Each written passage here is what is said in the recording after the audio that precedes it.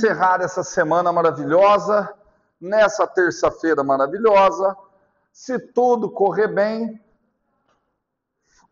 nessa sexta, olha como eu estou, tá vendo que eu não estou bem, hein? Não estou bem, olha que eu praticamente não dei aula na quarta e não dei aula ontem.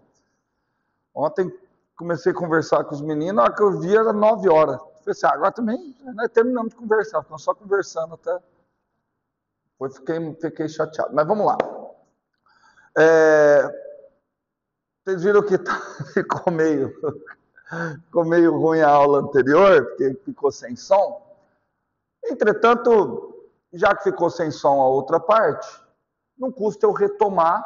Obviamente que eu vou discutir um pouquinho mais rápido, mas vamos tentar entender, por isso que eu já coloquei aqui, tá bom? E, ao contrário do que a Maria tinha pedido, eu preferi optar por uma função seno a uma função cosseno, e eu acho que a explicação fica muito clara ali na lousa, né? Fica muito claro. Só que por ser uma função cosseno, optei por uma função seno, optei pelo mais ali. Porque senão ela teria que ser invertida no tempo, né? Tudo bem? Então tá, então vamos lá. Qual que é a questão? Vamos só recapitular. Temos aqui uma onda harmônica que satisfaz a equação da onda. De toda a discussão precedente, uma discussão mais matemática, o que acontece? O argumento de uma função seno tem que ser adimensional. Só que as duas parcelas que aparecem aqui têm dimensão de comprimento. Então eu tenho que colocar uma constante multiplicativa com dimensão de inverso de comprimento. Essa constante multiplicativa, obviamente, vai ter um significado físico. E a gente vai precisar explorar esse significado físico. Tá? A priori, vou dar um nome para essa constante multiplicativa, e ela desempenha um papel fundamental na física, fundamental na mecânica quântica, como eu já falei para vocês, que muitas das coisas, muitas das propriedades da matéria, muitas das propriedades ondulatórias são dadas em termos desse valor aqui. Existe, não falei para vocês antes, existe até um tipo de espectroscopia que chama espectroscopia Raman, tá? Que é muito similar à espectroscopia infravermelho, que você lança os sinais e o que você coleta são os valores de K para as reflexões, para as ondas refletidas, tá ok? Então vamos interpretar esse K, tá bom? Bom, para eu interpretar esse K, eu vou fazer uma interpretação tanto no espaço quanto no tempo. Para isso, olha o que eu fiz aqui, e eu fiz esse desenho de maneira proposital. Isso daqui não é a onda. Isso daqui é um gráfico com os valores, seja lá o que for, o U pode ser altura, o U pode ser deslocamento ou pressão, tudo bem? Então eu tenho o gráfico de U na posição. Opa, não faz sentido. Não faz sentido falar que eu tenho o gráfico de U na posição. Tá, então eu tenho o gráfico de U, o gráfico, como que varia esse U com a posição no tempo zero. Então isso daqui é o seguinte, ó, no tempo zero. No tempo zero, eu vou ter o U de 0x, que vai ser simplesmente A cosseno de kx. O que é isso, minha amiga Raíssa? Isso aí é o seguinte, ó, no tempo zero, seno, perdão, já vou acertar lá. O que é isso? Eu tirei uma foto. Tirei uma foto do formato da onda no tempo zero. Tinha a onda toda lá. No tempo zero eu fui lá e tirei uma foto. Tudo bem? E agora eu vou analisar essa foto no tempo zero. Só que ali o Osmar já me atentou que não é cosseno. Aqui é seno. Tudo bem? Então, para eu interpretar esse K, eu vou ter que dar uma olhada aqui nessa onda. Primeira coisa eu vejo que assim, ó, nesse ponto aqui é o ponto em que a onda volta a se repetir. Tudo bem? Aqui eu digo que a onda correu um período espacial completo. Só que eu não chamo de período espacial. Como é que eu chamo isso? Comprimento de onda. Então, obviamente que aquele K tem que ter alguma relação com o comprimento de onda. Aquele K tem que ter alguma relação com o período espacial. Tudo bem? Então, vamos tentar ver qual que seria o significado. Aí eu tenho que olhar o seguinte. Nesse ponto, quanto vale o argumento da função naquele ponto? Bom, esse é o ponto que ela está na posição de equilíbrio e depois, logo a seguir, é movimento ascendente. Se está na posição de equilíbrio, é porque o argumento da função é zero.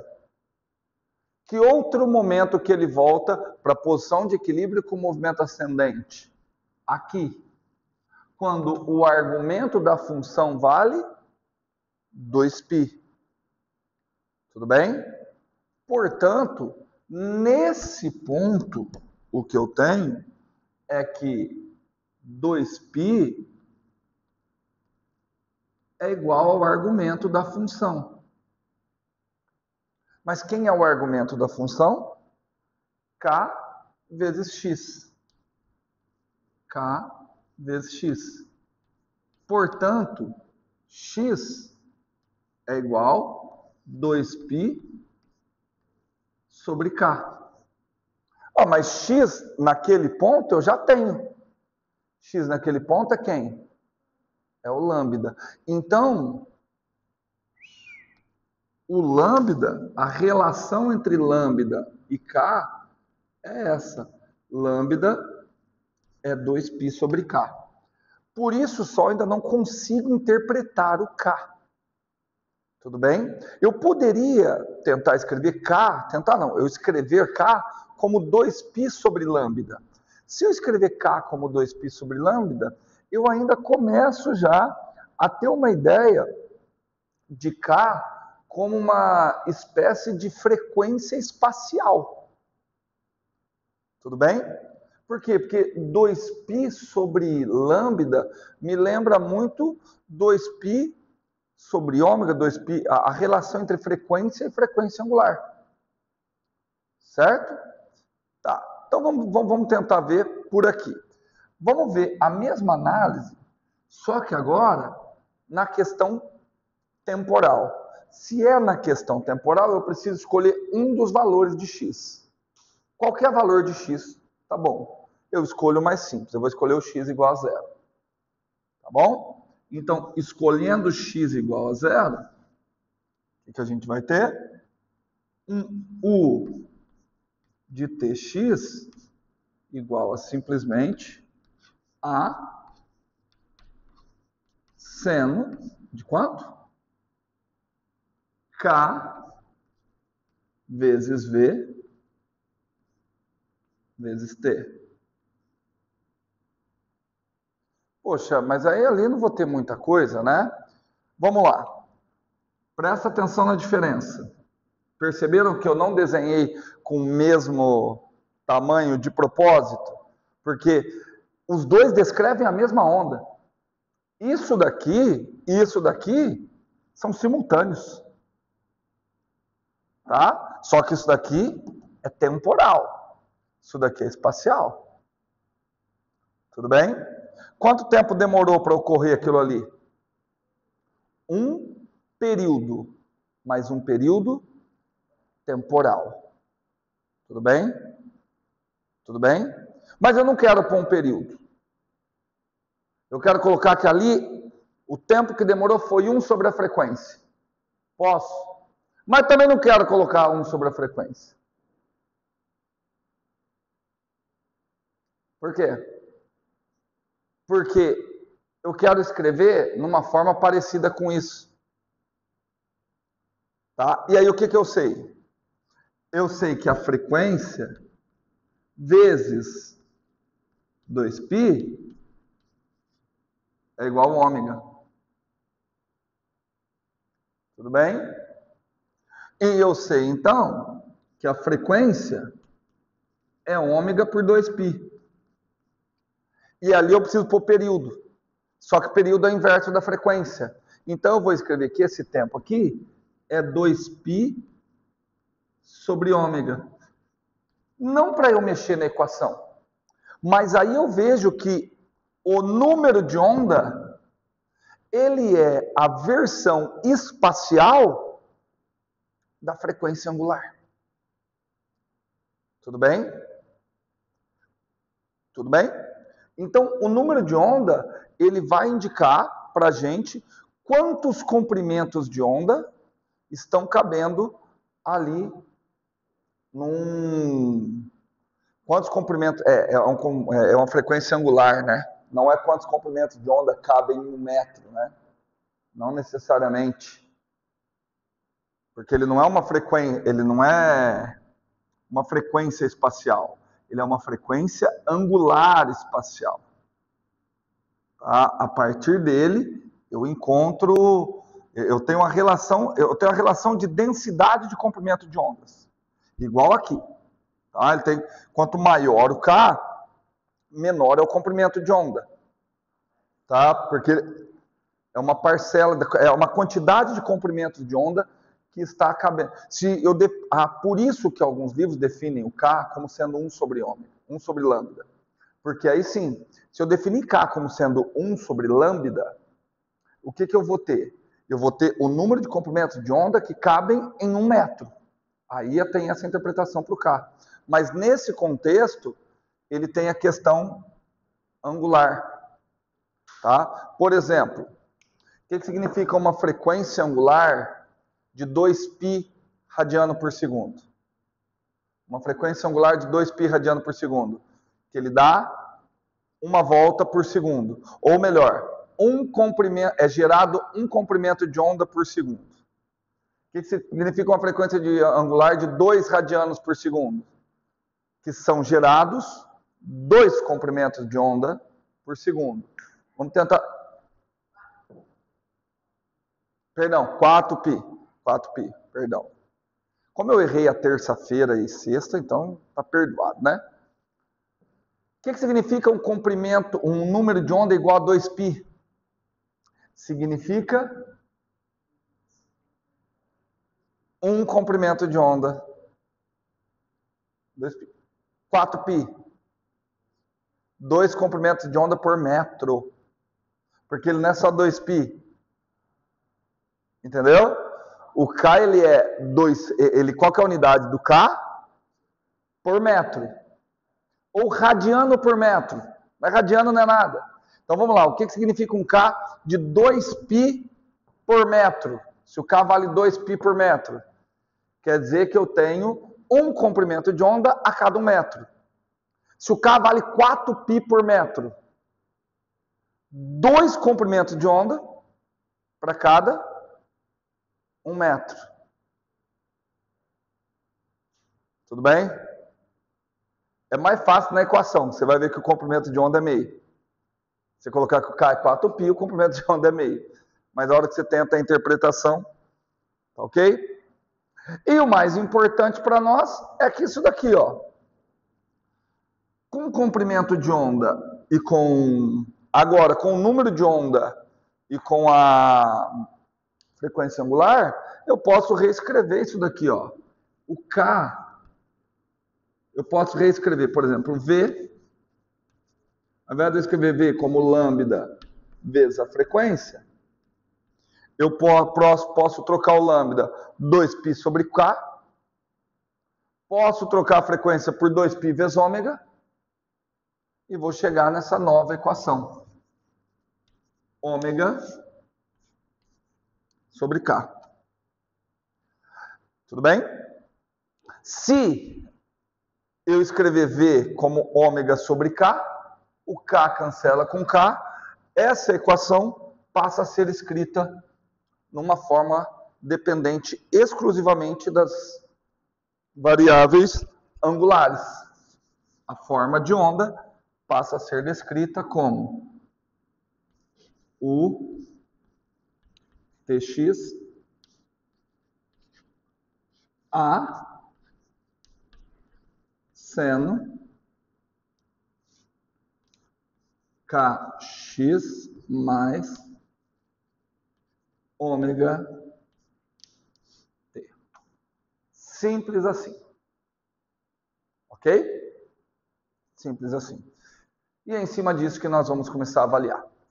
Agora é o momento que eu vou precisar fazer uma pausa, porque o que nós vamos calcular a partir de agora? Eu preciso, tudo isso que eu fiz foi, eu vou considerar uma forma de onda desse tipo, certo?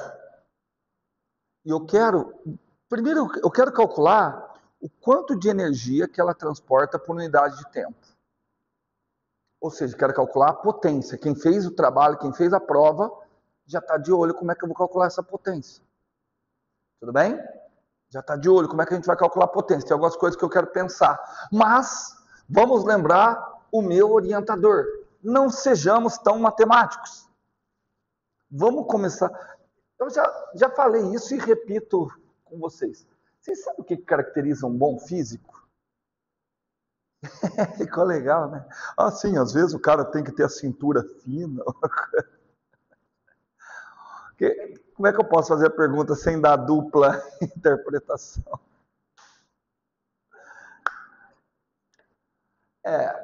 Um cara com boas habilidades na disciplina de física, um cara que desempenha... O que é um físico realmente bom?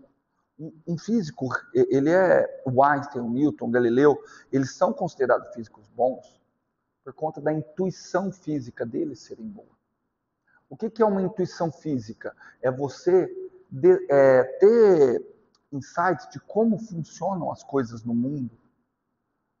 O Galileu, vou falar uma coisa que assim, parece, hoje é besta, mas cara, não é intuitivo para ninguém se eu pegar isso aqui, que tem aproximadamente meio quilo, e soltar com isso daqui, que tem 50 gramas, a sua intuição te diz que quem vai chegar primeiro ao chão?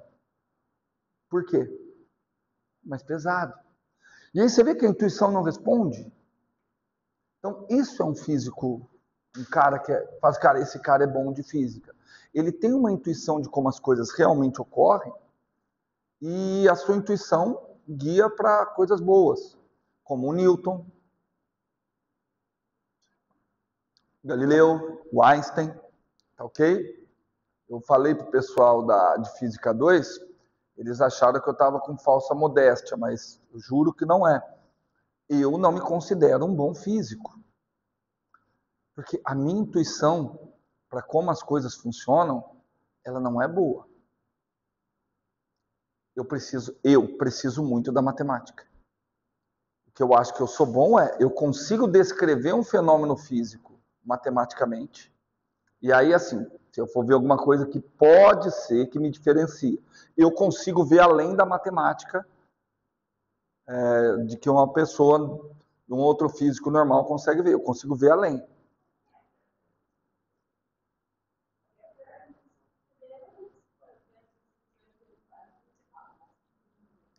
É porque o Kepler, assim, quando a gente fala desses personagens muito lá atrás, fazer qualquer alegação deletéria é muito complicado. Porque, assim, eles não tinham as informações, eles não tinham à mão todas as facilidades e todo o conhecimento que nós temos hoje. Então, é muito complicado. Pode ser, não estou falando que você esteja errada, mas é uma coisa que assim, eu ainda não me sinto sossegado para dizer isso. E tem um outro detalhe que influenciava eles muito mais do que nós. Questão religiosa e um outro mais ainda, o misticismo. Não, matematicamente ele era top, mas o que dificultou muito a vida do Kepler, assim, o Kepler, começar a contar um pouquinho da história dele. Ele vivia doente. Ele perdeu, acho que uma ou duas esposas. Filhos morreram. Ele, dos irmãos, dos filhos dos pais dele, todo mundo morria. Ele, depois que nasceu, ele só ficava esperando a hora que ele ia morrer. Ele vivia realmente doente. Né? E o Kepler, ele tinha o que hoje a gente vai chamar de transtorno bipolar ou questão de depressão.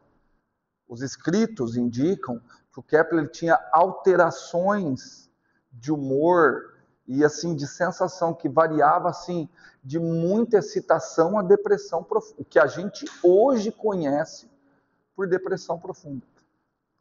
O que dificultou o trabalho do Kepler? A matemática. Porque na época do Kepler se conheciam 5 ou 6 planetas. Acho que 5. Eu vou falar muito por cima, tá? E só existem 5 sólidos inscritíveis em esferas. Então Kepler acreditava que eram 5 planetas, porque existiam. Tá vendo que assim, não tem nenhuma relação real de que tem puta, existem 5 sólidos que eu consigo inscrever dentro da esfera. Puta, tem 5 planetas, cara. Cara, e era realmente nisso que ele se baseava.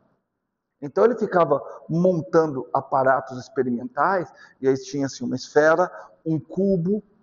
Acho que vocês já devem ter visto algumas coisas disso. Cara, só que uma grande característica do Kepler, além da matemática, é o tato experimental. Ele passou mais de 7 anos, para resolver um problema que ele estava errando um cálculo da órbita de Marte. Mas o que ele estava errando era 1 segundo de grau. E aí é daí que ele fala, cara, o Sol não pode estar no centro. O Sol tem que estar no foco de uma elipse. Entendeu? Então, assim, eu realmente não sei da história do Kepler para dizer se ele tinha uma intuição física boa ou não. Eu realmente não sei. Eu só não me sinto à vontade para arriscar. Que não. Tá? Eu já li, tem um livro que conta a história dele, cara. Cara, é muito. A mãe do Kepler, ela foi acusada de ser bruxa, cara. Ela foi acusada de bruxaria. Ela quase foi. Ela passou por todo. Porque assim, quando a gente estuda hoje a Santa Inquisição, a impressão que a gente tem é que era assim: Raíssa, você parece uma bruxa, nós vamos te torturar. Não era assim. Você tinha, não estou falando que era bom, tá, gente? Mas você tinha todo um arcabouço legal, você tinha um processo pelo qual você passava até chegar à tortura. Tá? Ela passou por todas as etapas e negou que era bruxa. Ela ficou presa. A última etapa, que eu acho que é a pior, que ela passou. Não sei se é pior que a tortura, mas a última etapa é a apresentação de todos os equipamentos com o qual você será torturado. Então eles entram na sala escura e falam assim, olha, se você não confessar, nós vamos te torturar com isso aqui. E aí faziam umas demonstrações, não com pessoa, faziam uma demonstração. Ó, tá? Se você ainda não, aí nós vamos para esse. Cara, você imagina, você ser apresentado. Ela foi apresentada e continuou negando e conseguiu, não sei como, liberou o processo dela e ela foi. Então, a vida do Kepler era marcada assim, de inúmeras turbulências. Inúmeras. Né? Então, e tem essa questão do misticismo matemático, né? Mas, eu não sei, vocês, se vocês se identificam, que lado que vocês se identificam. Eu, particularmente, eu preciso muito, acho que eu deixo isso até muito claro nas minhas aulas, que eu gosto de explorar a matemática. Eu preciso puxar, eu preciso equacionar, e aí depois eu consigo ver. Bom, e eu acho que é mais seguro. Eu acho que é mais seguro. Porque, assim, um cara que tem uma intuição física muito boa, quando é que vai justificar se a intuição física dele foi correta ou não? Não. Então, quem é que vai falar? É a matemática. É a capacidade, se aquela teoria dele é capaz de fazer alguma previsão. Explicar e fazer alguma previsão. Você vai precisar da matemática. Tá bom? Então, dentro desse contexto, olha para a equação de onda e me diz, na potência da onda, quem vocês acreditam que vai aparecer? Potência tem a ver com a rapidez com que a energia é transferida. Então, quanto maior a potência, quer dizer que mais energia está sendo transmitida em menos tempo. Quando eu olho essa equação, só que agora eu não sei se eu estou seguindo a minha intuição ou se é porque eu já sei o resultado, mas olha só, para mim é muito claro que a potência da onda tem que depender da amplitude. Porque a prova de vocês era toda sobre o quê? Basicamente, energia no oscilador. E a energia do oscilador harmônico depende, quando não tem trabalho de força dissipativa, ela depende basicamente da amplitude do oscilador. Certo? E eu não tenho osciladores conectados? Então, para mim faz sentido que a energia transmitida dependa da amplitude. Faz sentido para você, Maria? Faz sentido para você, Kainan? Osmar? Raíssa, faz? Só que a velocidade de transmissão dessa energia? Por isso que eu já deixei dessa forma, porque senão você ia falar assim, da velocidade da onda. Palpite, agora é palpite mesmo, porque agora não estou lembrando da equação. Agora é um palpite real. Eu acredito que dependa disso. Por quê? Porque depende da frequência. Professor, mas não depende do K. Não pode depender da frequência e do K ao mesmo tempo. Por quê? Porque frequência e número de onda estão amarrados, né? Se aumenta a frequência, o que acontece com o número de onda? Diminui. Porque frequência pelo número de onda dá a velocidade. Então, eu acredito que na equação deve aparecer o A e o ômega. Tá bom? Mas nós precisamos primeiro definir, e aí eu dependo de vocês, meus amiguinhos. Como se calcula a potência de uma onda? Como se calcula a potência? Não, vou bater a cabeça aqui, ó. Pá, pá, pá. Não quero nada decorado. Potência é a rapidez com que se gasta energia. Potência é a rapidez com que se realiza trabalho. Então, a primeira coisa que a gente precisa fazer para calcular potência, potência. Mas Maria falou isso, eu fui fingir que ia bater a cabeça, mas eu gostei muito do jeito que ela falou. Por trás do que a Maria falou, está assim, eu decorei a fórmula, mas eu não sei de onde vem. Você vê que é o trabalho. Então, mas ótimo, Maria. Ótimo. Vamos lá. Como é que se calcula o trabalho de uma força, Maria? Ótimo, não, você está correta. Você está correta. É a integral de onde a onde? Não tem. É uma coisa que vocês ainda não aprenderam. Vocês estão no cálculo 3, né? Quem está no cálculo certinho está no cálculo 3, tá? Então é uma integral de linha. Ela é integral ao longo do caminho de f escalar dr. Isso é trabalho. Fala. Isso, integral de linha. Integral de linha. Porque, então não preciso entrar em todos os detalhes. Porque o trabalho, o que acontece? Depende, eu não posso tratar como uma força conservativa, ele depende do caminho. Presta atenção aqui, Vou pegar isso aqui. Não, o apagadorzinho feioso aqui, Esse apagadorzinho. No que ele está vindo aqui, olha aqui, a raiz. Claramente o atrito está realizando um trabalho. Certo? Então o atrito realizou um trabalho, enquanto ele saiu daqui, veio até aqui. Só que agora, ele saiu da mesma posição e chegou na mesma posição. O trabalho foi o mesmo? Não. Então o trabalho depende do quê? Do caminho.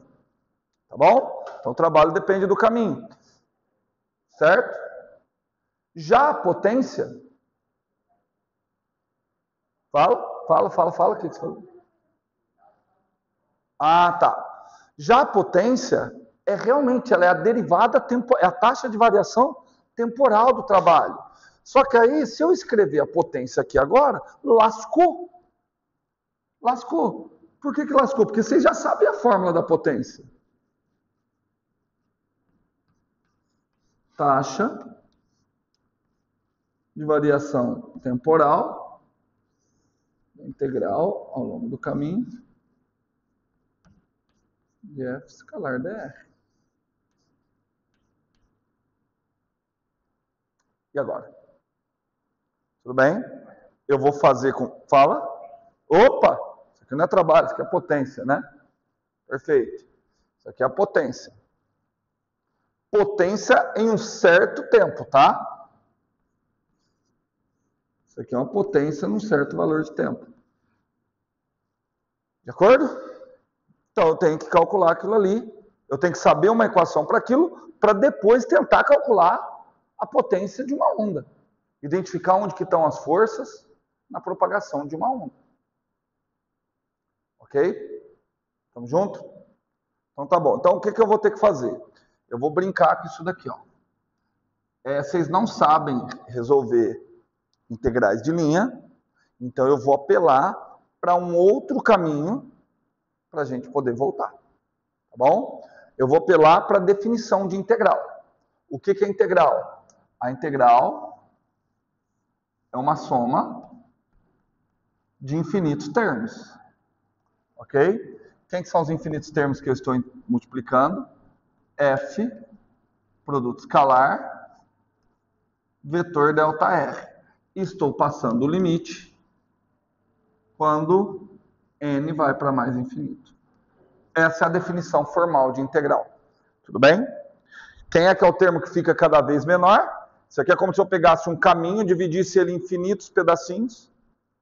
De acordo? Então, o que eu vou fazer? Eu vou pegar esse ΔR e eu vou escrever esse ΔR da seguinte forma. Ele é um vetor V, produto escalar, ΔT. Tudo bem? Alguém discorda disso? Não, né? Eu só esqueci que, como aqui tem I, né? É a força I aplicada no comprimento ΔRI, no vetorzinho ΔRI. Tudo bem? O que eu usei? Velocidade é ΔR por ΔT. De acordo? E aí agora vai virar, obviamente, meu somatório vai mudar. Continuo com o limite quando n tende para mais infinito do somatório e variando desde U até n de F com índice I, produto escalar V com índice I, ΔT com índice I. Qual foi a grande mudança? Qual foi a grande mudança nos somatórios? Eu troquei uma soma em um vetor ΔR por uma soma em ΔT. Traduzindo, eu saí de uma integral de linha para uma integral que vocês conhecem. Essa daqui é uma integral no tempo. Então agora o que virou? Então a minha potência na realidade vai ser a derivada temporal da integral. Só que agora a integral tem uma variação clara, que é a variação de tempo, de 0 a t, de f, esse f é um f de t, produto escalar v de t, dt. E aí ficou uma coisa óbvia. Estou derivando uma integral. Se eu estou derivando uma integral, o que eu estou fazendo? Eu estou pegando o argumento da integral. Portanto, potência nada mais é que o produto escalar. A Maria gosta de fazer piadas que irritam o professor, né? Tudo bem? Certo? F, produto escalar com V. Só que agora, uma pergunta. Primeiro, gostaram da demonstração? Por favor, não copiem, isso aqui é original, isso aqui você não vai encontrar em livro nenhum. Porque os livros não se preocupam em fazer essas partes matemáticas. Eu não duvido algum livro, sabe-se lá por quê, pegar essa derivada e trazer aqui para dentro. E chamar DRDT de DV, sei lá eu o quê. Tá bom? Só que eu tenho uma pergunta para vocês. Eu acho, aí é questão de visão, tá, gente? Se alguém discorda de mim, pode falar que esse é o momento. Eu acho que, por mais que o aluno de ensino médio não entenda tudo, que as equações a serem apresentadas precisam ser pelo menos justificadas. Certo? Lembra a minha fala anterior? Bem essa. Aí eu tenho uma pergunta para vocês. Daria para fazer uma justificativa matemática no ensino médio? Da equação da potência?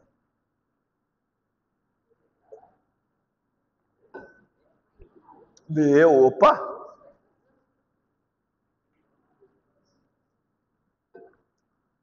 Alguém tem algum palpite? No ensino médio, você só vê ao longo de uma linha reta para força constante. Tá? Eu quero discutir. Eu vou mostrar uma demonstração que é colocada em ensino médio. Eu quero comentários. No ensino médio faz isso aqui, ó. Potência é trabalho sobre tempo. Como é ao longo de linha reta e a força é constante, eu não preciso da integral. Então, só escrevo que o trabalho é força vezes distância. Portanto, força seria o quê? Portanto, ΔS por ΔT. O que é isso? Não. Isso. ΔS por ΔT não é a velocidade instantânea. É a velocidade média. Então, eu poderia chamar isso aqui de potência média.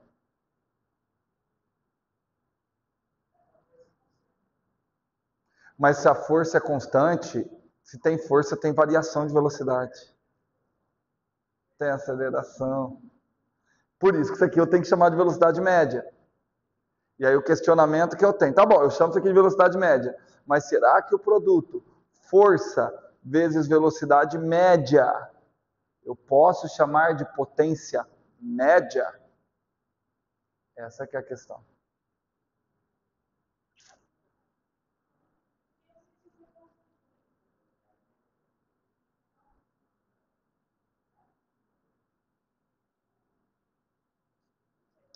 Ótima questão para uma prova. Ótima questão para ser... Cara, e eu duvido que vocês vão achar algum lugar explicando isso. Você pode até achar que o livro define, olha, isso aqui é a potência média. Tá bom, me justifica. Porque a potência média seria a média das potências no tempo. Será que a média das potências para um sistema em que a força é constante é a força vezes a velocidade média? Ótima questão para ser pensada. Tá vendo? Sabe por que eu não gosto desses termos de aprendizagem significativa, essas coisas? Porque quando você está discutindo isso, essas questões que são realmente para ser discutido em ensino de física, não são. Você não discute, você pode ver, você não vai achar alguma coisa, alguma disciplina na área de ensino de física, na qual você está discutindo realmente como abordar determinados conteúdos abstratos para aluno de ensino médio. Como melhorar a capacidade de abstração de um aluno de ensino médio. Você está discutindo todas essas coisas assim, num nível que, assim, que dá a impressão que não precisa... Oi? Exato, porque aí assim não faz sentido o curso se chamar licenciatura em física. Porque todas as disciplinas de licenciatura, elas se encaixam para um universo. Você não tem uma especificidade. A licença, nossa, ó, seu piada. Ó. Entendeu? Porque assim, eu fiz aqui em matemática eu não fiz todas as disciplinas de licenciatura, mas aquelas que eu tinha que fazer que eram específicas de matemática, eram as mesmas discussões. Mas, cara, cadê a... Né? Aí, cara, eu tinha um professor, cara, que ele gosta dessa área de ensino. Cara, sim, ele ama Paulo Freire, ele ama. E assim, cara, só que o mais assustador é que eu tive um professor que ama a área de ensino, ama Paulo Freire e sabe muita matemática. Assim, isso não existe no universo. Assim, ele é um cara assim, que eu até me inspiro nas aulas dele. Assim, cálculo, ele sabia muita física, discutia muita coisa, assim. E ele tinha um comentário sobre, no caso da matemática, que era muito interessante. Ele pesquisava mais ensino de física do que educação matemática. Matemática nos fala ensino matemática. Qual que era a discussão dele? Ele falava assim, cara, você pega aí trabalho na educação matemática. A grande maioria é sobre o ensino da equação de segundo grau. Aí ele fala assim, os babilônios, há 4.000 anos atrás, já sabiam resolver a equação de segundo grau. E o cara está achando que a pesquisa dele aqui, ensino de equação de segundo grau, tem alguma validade agora. Verdade, cara. Por que não se explicar? Quantas vezes vocês ouvem, eu aprendi Bhaskara e nunca usei para nada. Tá ótimo, cara. Vamos tentar convencer esse aluno que não é porque ele não utilizou de maneira direta, que isso não é um conhecimento desnecessário, ou que qualquer conhecimento em matemática não é desnecessário. Essas discussões não existem. Não existem. Você pegar, e olha o tanto que você tem que saber de física para responder uma questãozinha básica dessa que eu coloquei. Você tem que estudar física e matemática. Entendeu? Mas eu gostei do seu comentário, porque o curso não é licenciatura em física, né? É licenciatura e física.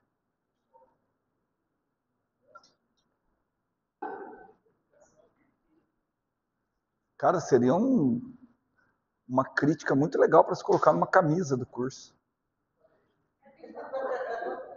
Essa é a licenciatura, o EM, aí o E se coloca bem pequenininho, física. Porque, assim, não estou criticando esse curso em específico, tá, gente? É o que eu penso, assim, da área de ensino de física geral. Geral. Não entendi?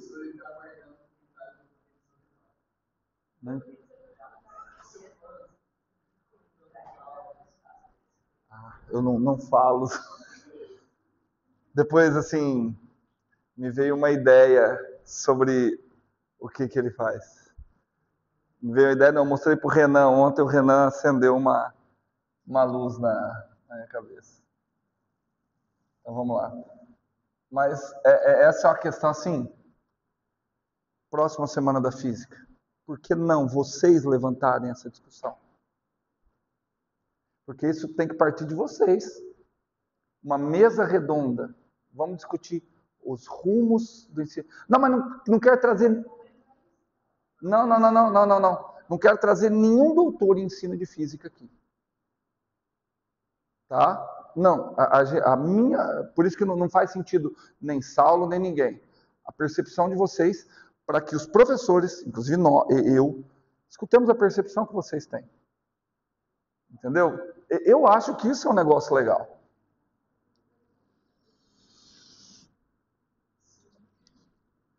Então, eu acho muito... Tem que começar cada vez mais a achar errado a percepção que os alunos têm de mim, que eu não gosto da área de ensino. Se eu não gostasse, eu não estava trabalhando tanto tempo. Entendeu? Eu não gosto da abordagem, porque a abordagem, para mim, não tem física. Obviamente, eu gosto de física, eu gosto de ensinar física. Só que ensino de física não tem física, cara. A não ser a revista, um modelo para vocês. Vocês terem ideia do que eu falo. Toda vez que tiver um conteúdo difícil, toda vez, inclusive quando vocês forem fazer monografia ou desenvolver algum algum trabalho de iniciação científica, pesquisem na base de dados da Revista Brasileira de Ensino de Física. Cara, é assim, ó, é um nível lá em cima.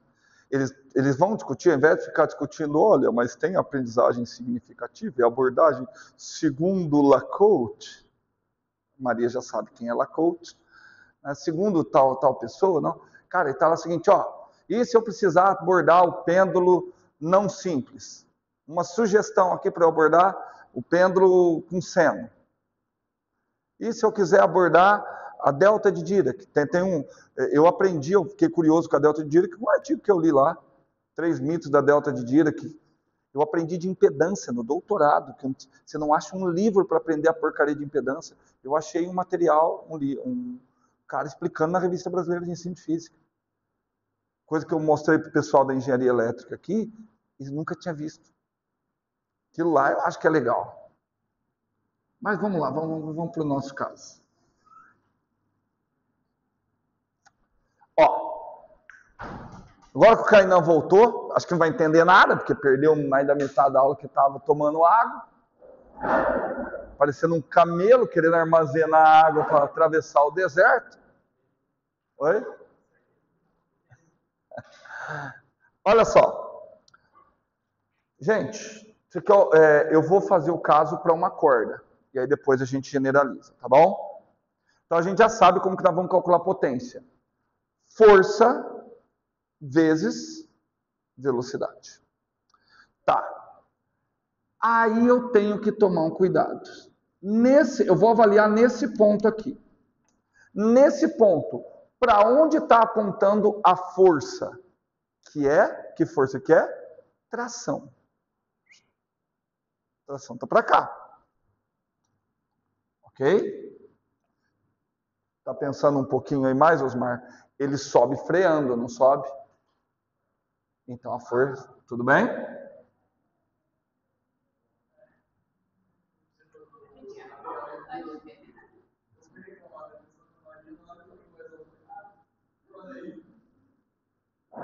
Então tá aqui, tem a força de tração. Então, se potência é força vezes velocidade, eu tenho que ver, tá bom. Mas toda força produto escalar com a velocidade, né? Mas que velocidade?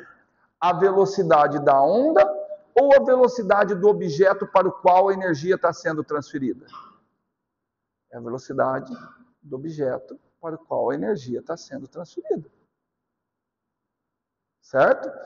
Imagine isso aqui como trocentos osciladores. Você está oscilando. A energia não está sendo transferida para o objeto? Então, eu tenho que calcular a velocidade com a qual esse objeto realiza o trabalho. A velocidade com a qual o trabalho está sendo transferido para esse objeto. Não faz sentido calcular a potência a partir da velocidade da onda. Lembra? A velocidade da onda é uma outra abstração. Tudo bem? Então, isso aqui que vai ficar... Nesse instante aqui, para onde que está a força? A velocidade, aliás. Está para cá.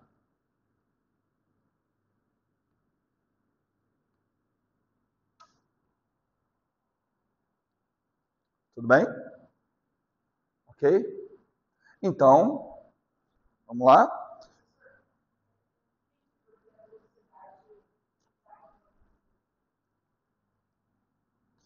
Potência, calma lá, o raiz, é o produto escalar da força pela velocidade. Que velocidade? A velocidade que está sendo alterada pela ação dessa força. Tudo bem? Essa força está alterando a velocidade dessa partícula. Essa partícula está movendo para cima ou para baixo. Nesse caso, no que a onda passou, ela está se movendo para cima. É só você imaginar, um instante anterior, a onda estava lá embaixo. Imagina, lembra da onda passando aqui, ó. A hora que ela passou. Ela passa pegando esse pedacinho, no que a onda passou. Ela vai fazer o que com esse pedacinho? Subir, ela tem que subir, atingir o topo e descer. Está indo para lá a onda. Ah, nossa, ótimo. Nossa, eu acho que nem você sabe o nível da pergunta que você fez. Pela onda que eu coloquei, ela está coberta de razão. Eu coloquei uma onda a mais. Se eu coloquei a onda com velocidade positiva, a onda está indo para lá.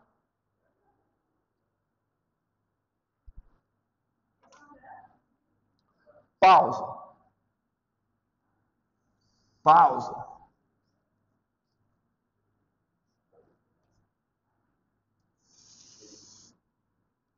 Pausa. X.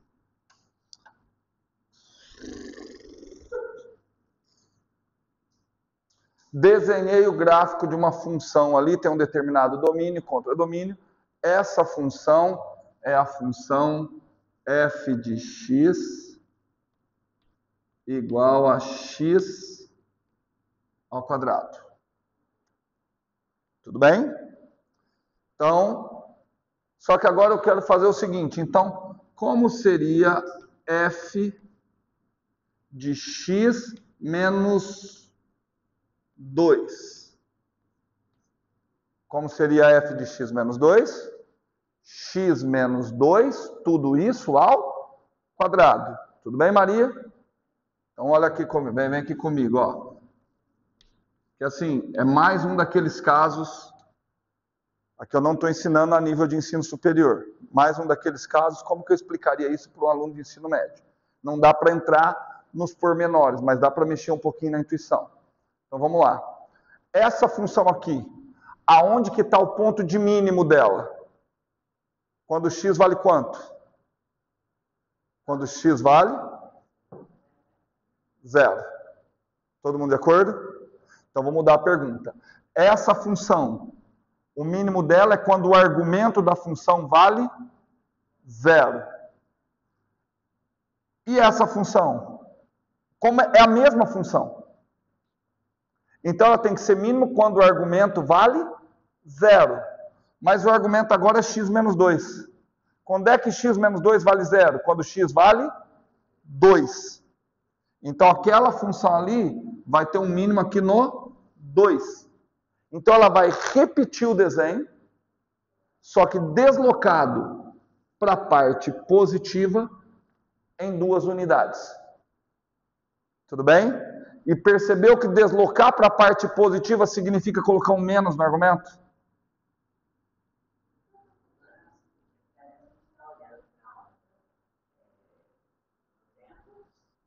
Aqui está no tempo. Isso. Nossa, assim, as perguntas de vocês estão perfeitas. Quando eu falo, ó, a onda está passando, esse gráfico aqui é um gráfico temporal. É um gráfico temporal e eu só tenho um negocinho. Eu estou vendo um negocinho. O que está acontecendo com ele? Por mais que eu estou desenhando aqui, dá a impressão de ser vários, mas é um só. São os valores da posição desse negocinho.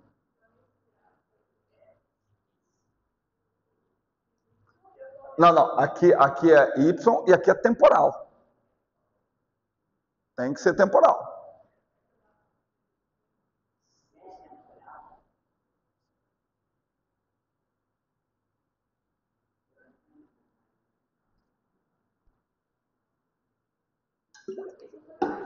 Se é temporal e aqui tem uma soma, é porque o próximo gráfico temporal, o próximo gráfico assim, para o próximo x, esse aqui é o gráfico para o x igual a 1. Tá? Se eu fizer o gráfico para o x igual a 2, para onde que ela vai ter andado? Ela vai ser isso daqui deslocado para cá. Tudo bem? Entendido?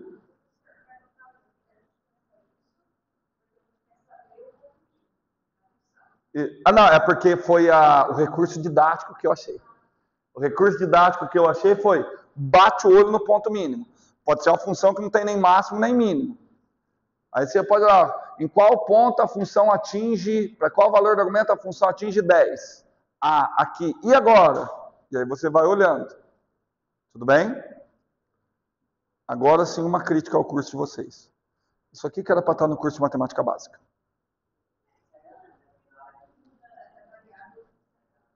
Sim? Não concordo. Mas isso aqui vocês não viram em matemática básica.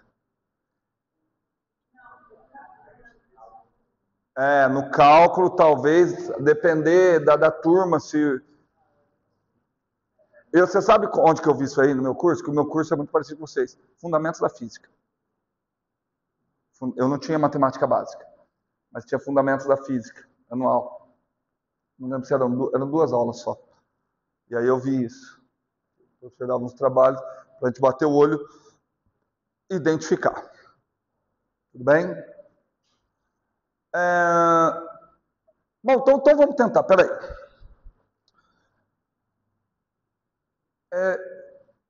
Na realidade, o que vai me interessar, quando eu fizer esse produto escalar, o que ele vai indicar o seguinte, olha, o que vai te interessar é só essa componente aqui da força, não é?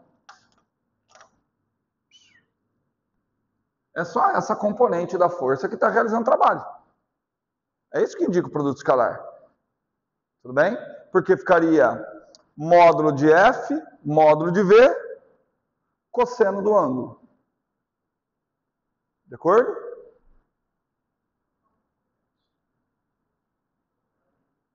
Tudo bem?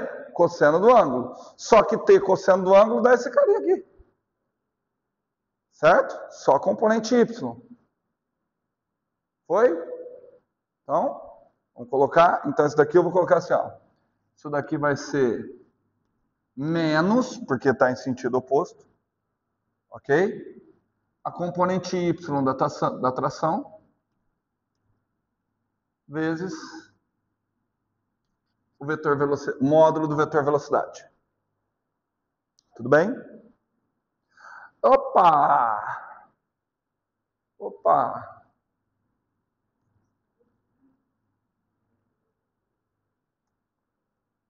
Módulo do vetor velocidade del y del t. De acordo? Tudo bem? Que velocidade é ao longo da direção y. Del y del t. E o da tração?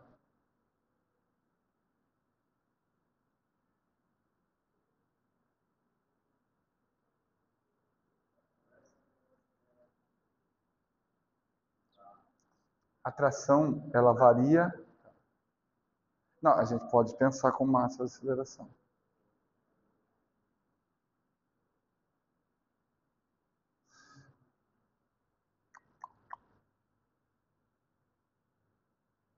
Pensa aí comigo, vamos lá.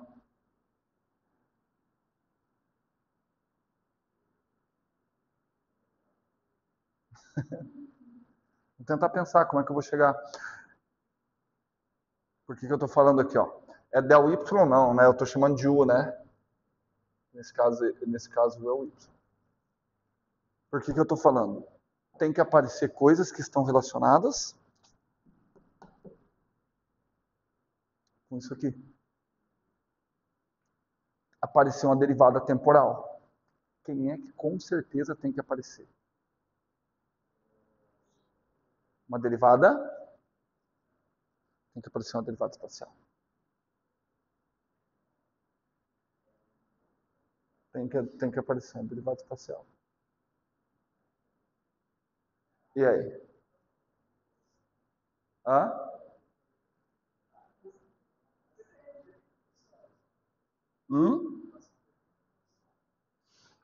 Atração depende da posição. Perfeito. Que maneiro.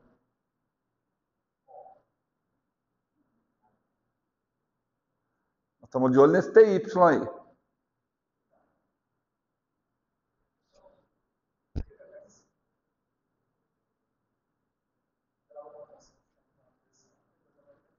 Sim.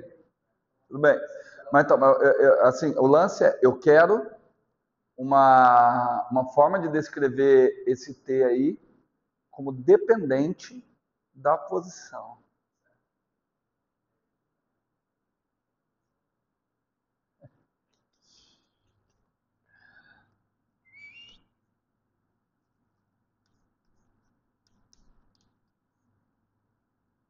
Da U.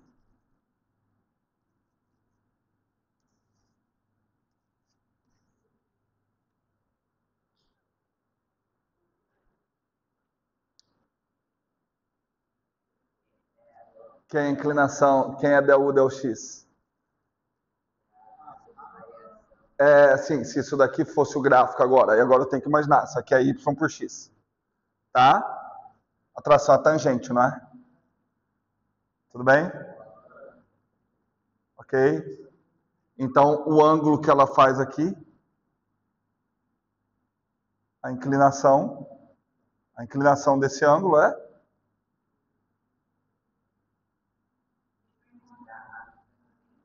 ali a tangente do ângulo.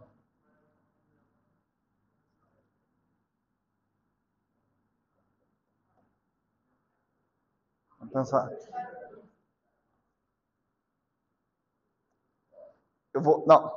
Eu vou fazer o seguinte, senão a gente não dá tempo, porque é 9h07.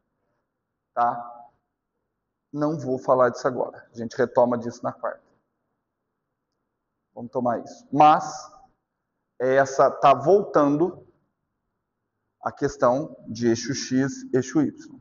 Tá? Inclinação tem a ver com tangente, mas aí eu estou olhando Y em função de X. Isso aqui tem a ver com a tangente do ângulo. De acordo? Guarda isso daqui. Guarda isso daqui. Porque, bom, vocês vão entender no decorrer a outra coisa que é mais importante. Então, vamos chegar na equação da potência. Vamos lá. Menos tração, pouco importa, del U, del X. Bora, quanto que é del U, del X? Opa, é esse U que nós estamos colocando, né? Certo? Derivada do seno, cosseno. De acordo? A, K, que eu tenho que derivar aqui, AK, tudo bem? Cosseno, tudo bem? Então vai ficar A, K, cosseno de tudo aquilo. Tudo bem? Cosseno KX mais... aqui eu coloquei mais. Eu vou trocar pelo menos. A Raíssa me corrigiu. Por que eu vou trocar pelo menos? Porque se eu mantivesse como mais, a minha tração tinha que estar para cima, pelo que a Raíssa falou. Tudo bem? Se eu tivesse pelo mais, a onda estava passando para lá, o próximo passo seria ela subir. Tudo bem? Então, por isso que eu precisei trocar pelo menos. De acordo? Então, já foi o del U, del X. Agora, vamos para o del U, del T. Será que tem espaço? Del U, del T, o que vai acontecer?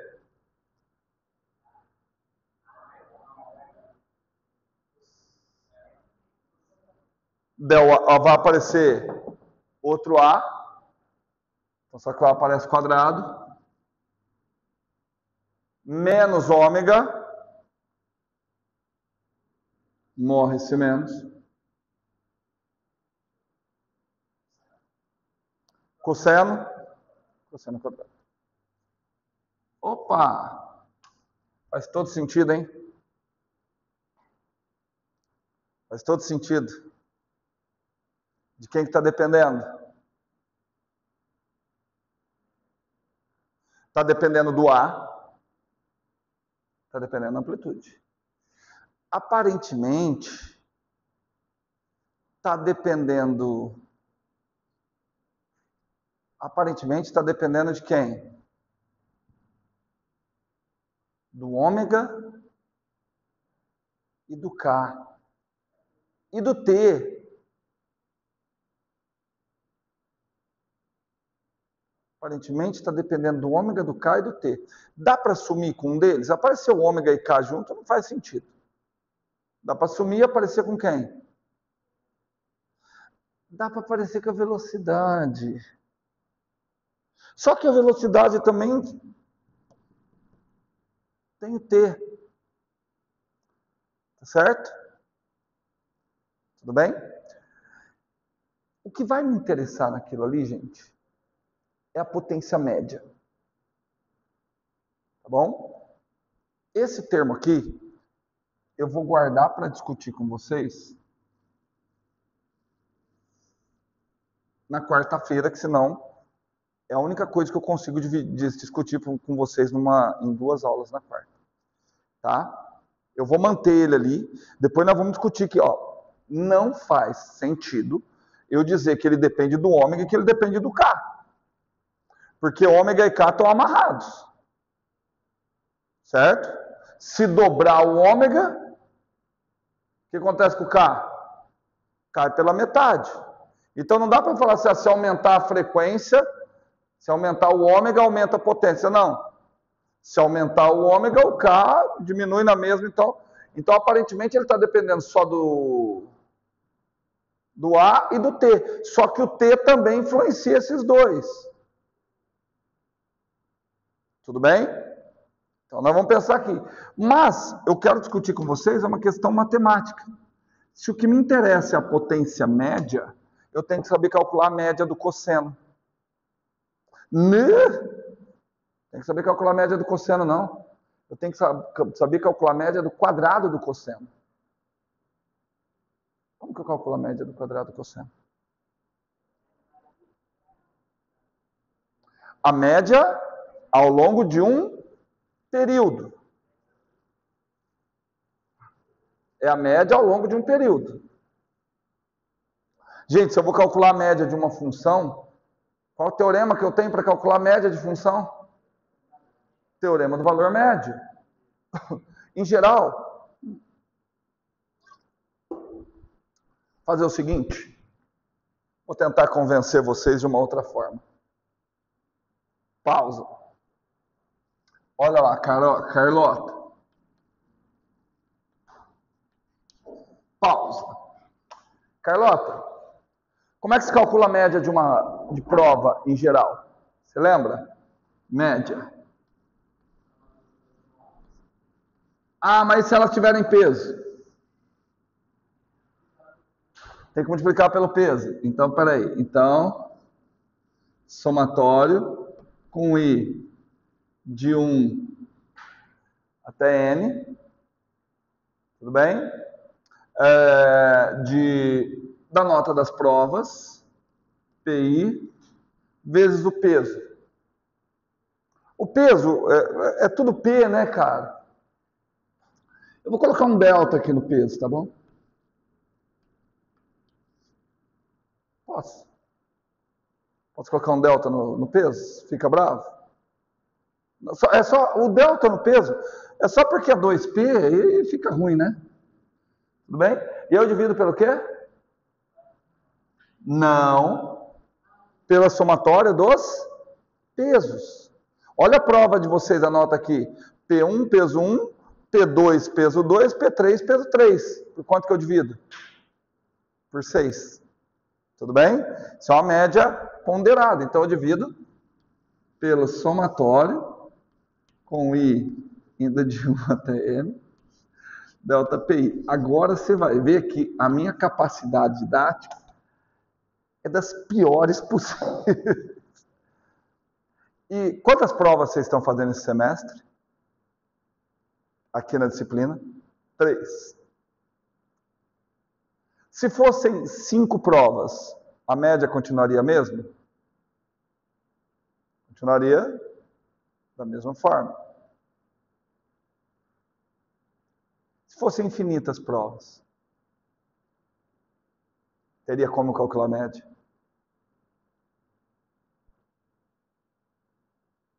Está vendo que a didática está ruim? Se fossem infinitas provas, não teria como calcular a média, porque esse somatório aqui ia para infinito, e esse daqui também iria para infinito. Ah, mas e se fossem infinitas provas, com pesos cada vez menores? Talvez desse, né? Tudo bem? Eu vou diminuindo o peso. Peso cada vez menor. Aí isso aqui sai de uma grandeza discreta e entra no mundo da grandeza contínua. E aí esse somatório Se transforma no quê? Integral. Tudo bem? Integral. E aqui também integral. Só que aqui eu estou somando todos os pesos. Ah, mas se eu estou somando todas as variações, todos os pesos, tudo bem? Tudo bem ou não? Ainda vou manter somar todos os pesos. Aqui ficaria as notas da prova, a depender do peso, vezes a pequena variação do peso. Aqui eu só estaria somando todos os pesos. O exemplo de nota de prova ficou ruim, né? Vamos fazer outro? Vamos fazer outro? Vou fazer outro. Quem sabe com esse outro fica melhor. Mas a ideia é a mesma. Sem olhar para a lousa. Como é que eu calculo velocidade média? Delta S sobre delta T. Mas eu posso calcular os delta S como sendo VI delta TI. Estou somando todos os delta S. Tudo bem? E o que eu tenho que fazer? Dividir pelo quê? Por todos os delta T's. De acordo? Portanto, se eu vou para infinito, isso aqui fica uma integral desde o tempo inicial até o tempo final de quem? V de t dt. V de t dt. Embaixo fica a integral de dt. Só que quem que é a integral de dt? Tempo final menos tempo inicial. É assim que eu calculo a média de uma função. Você viu que a média tem a mesma ideia de média ponderada. A média de uma função é a média dos seus valores ponderado pelo domínio que gerou aquele valor, pelo valor no domínio que gerou o valor funcional. Então, se eu quero calcular a média temporal daquele cosseno, eu tenho que calcular a integral desde 0 até 2π do cosseno ao quadrado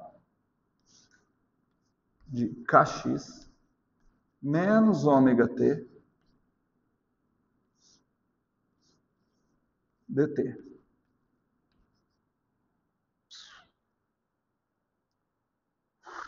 Certo? Tudo bem?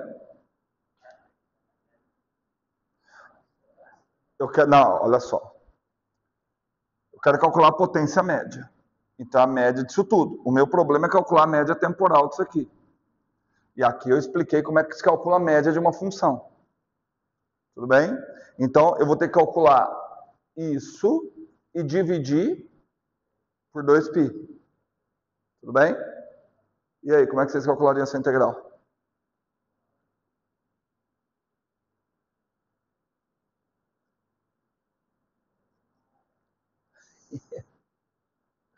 Vocês podem usar a Prostaferes e... Porque assim, ó, na Prostaferes, o que estava?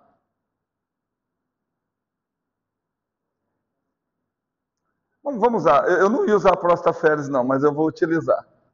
Vai ficar igual, integral de 0 a 2π. Vamos usar a Prostaferes. Ó, a Prostaferes estava assim, ó. Cosseno A vezes cosseno B igual a meio, que multiplicam a soma lá depois. De acordo? Então, já vou colocar o meio. Meio. O meio aparecia meio do cosseno de A mais B. De acordo? Mas o A e o B aqui são iguais. Então, cosseno de A mais B é o cosseno de 2 vezes isso. Certo? E o cosseno era mais ou menos, agora não lembro se é mais ou menos.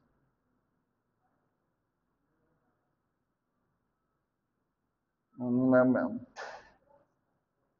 Cosseno de A mais B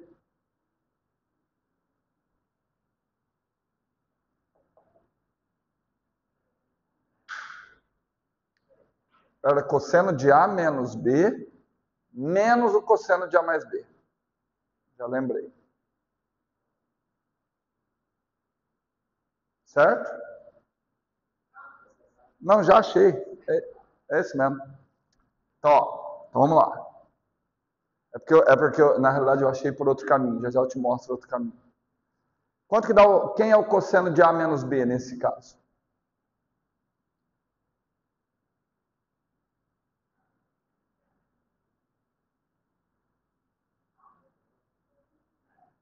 Vamos para o outro meio.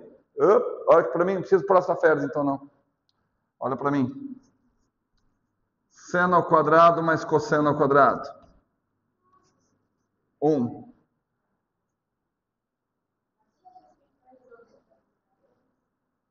Tudo bem? A outra coisa que a gente tem, o cosseno de 2θ é igual cosseno ao quadrado θ menos seno ao quadrado θ. Certo? Eu não quero cosseno ao quadrado. Basta eu fazer o quê? Somar ali. No que eu somar, oi? Vai aparecer. Ó, a hora que eu somar, esse vai embora com esse. Fica 2 cosseno ao quadrado igual a... Ah, eu somei. É soma. 1 mais cosseno 2θ. Então vai ficar 1 mais cosseno. Ó, 2 vezes tudo aquilo lá. Eu não estou nem aí para ele. dx, dt. Sabe por que eu não estou nem aí para ele? Sabe por que eu não estou nem aí para ele? Porque eu tenho a integral de um cosseno ao longo de um período completo. Quanto que é a integral do cosseno ao longo do período completo? 0. 0. Porque ao longo de um período completo, tanto seno quanto cosseno. Tudo bem? Você pega a parte positiva, a parte negativa é a mesma coisa. Então, essa integral vai dar só meio. De 0 a 2π. Quanto que dá a integral? Essa parte que zerou. Só ficou a integral de meio. Capi? Só que eu tenho que dividir por quanto? Porque eu quero a média. Π dividido por 2π? Quanto que dá π dividido por 2π? Meio. Portanto, meio. Aquilo ali é a média. A média do cosseno ao quadrado é meio. Eu fiz muito rápido porque eu quero que vocês façam isso aqui. Tudo eu quero que vocês repitam. Tá? Porque assim, isso aqui é cálculo 1. Não, 2. Isso aqui é cálculo 2. Média de função. Não, fala. Eu vou desligar aqui já, eu vou mostrar no GeoGebra que aí fica claro para vocês.